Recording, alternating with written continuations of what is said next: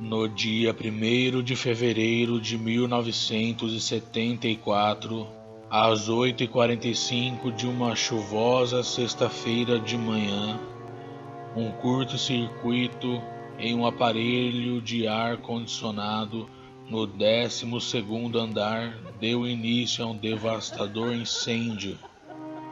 Conheçam a história do edifício Joelma.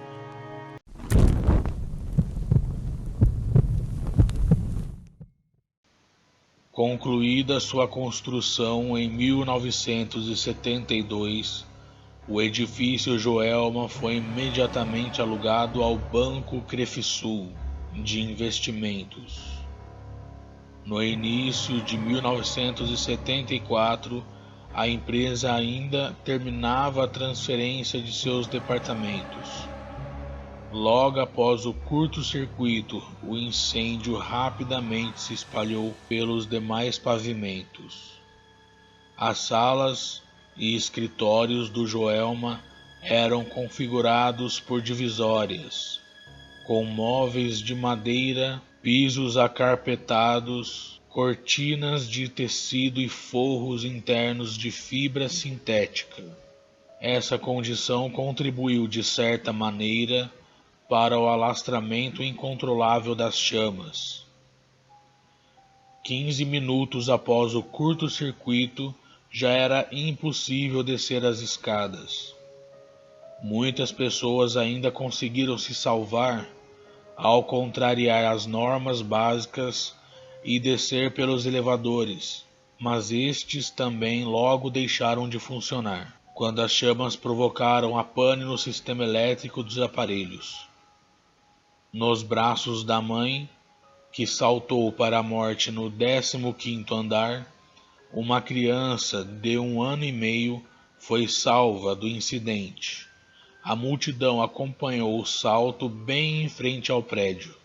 O choro da criança, que foi levada imediatamente ao Hospital das Clínicas, foi ouvido logo após o impacto da queda de sua mãe.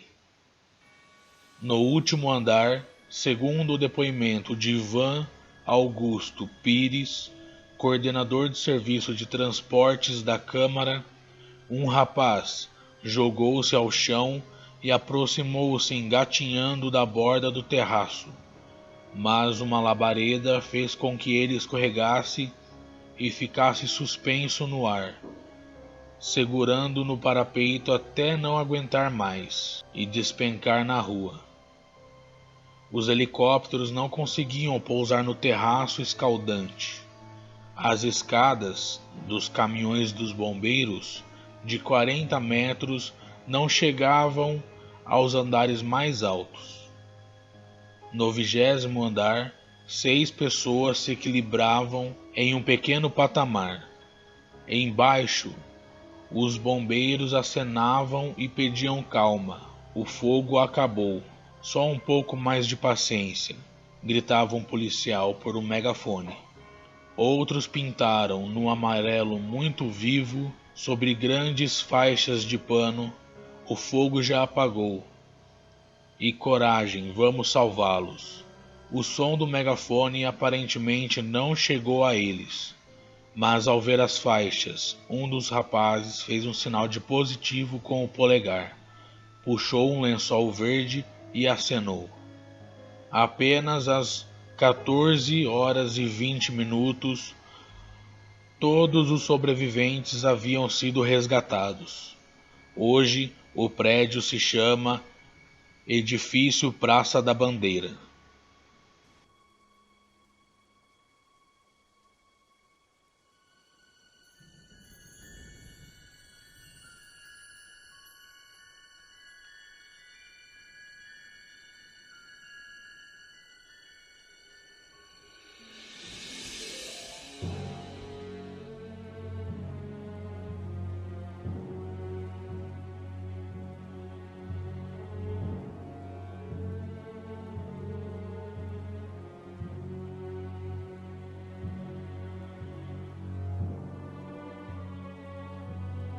Correntes do Joelma.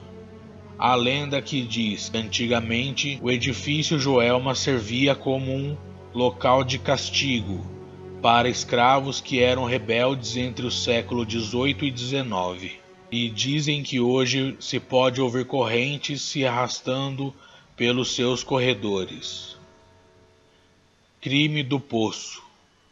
Antes de ser comprado por uma grande incorporadora, o terreno do Joelma era ocupado pela casa de Paulo Ferreira de Camargo, um professor de Química Orgânica da Universidade de São Paulo, a USP. Em 1948, ele matou a tiros a mãe e duas irmãs, jogando os corpos em um poço que mandara construir dias antes no quintal de sua casa. A funcionária que se demitiu. Uma das histórias mais famosas, recontada diversas vezes entre os frequentadores do prédio, é a do caso de uma funcionária de um escritório de advocacia que teria ouvido, já tarde da noite, um barulho de porta sendo aberta, porém quando ela foi verificar, a porta continuava fechada. Instantes depois, ela ouviu o mesmo barulho e avistou um vulto de uma mulher passando pela sala de entrada. Quando chegou perto, porém a funcionária não viu ninguém. Com medo, ela saiu do escritório rapidamente e, ao trancar a porta, viu novamente o vulto de uma mulher ao fundo do corredor. Segundo relatos, a assistente se demitiu, já que seria obrigada a ficar até tarde da noite outras vezes. O mistério das 13 almas. O maior mistério envolvendo o incêndio do Joelma, porém, envolve as supostas almas de 13 pessoas que morreram presas no elevador do edifício no dia do incêndio. As vítimas morreram carbonizadas e, devido ao estado dos corpos, não foi possível fazer a identificação deles, já que não existia teste de DNA nessa época. No cemitério São Pedro, na Vila Alpina, zona leste da capital, foi construída uma capela em memória às 13 almas. É costume dos visitantes do local deixar copos de água sobre os túmulos, o que seria uma forma de aliviar o sofrimento daqueles que morreram queimados. O ritual começou quando frequentadores do cemitério relataram que, em um certo dia, pouco tempo após o incêndio, foram ouvidos gemidos e choros, vindo da área das 13 sepulturas. Sabendo da causa das mortes, uma pessoa resolveu derramar água sobre os túmulos, o que teria cessado os gemidos. No local existem faixas e placas com agradecimentos por graças alcançadas por intermédio das 13 almas.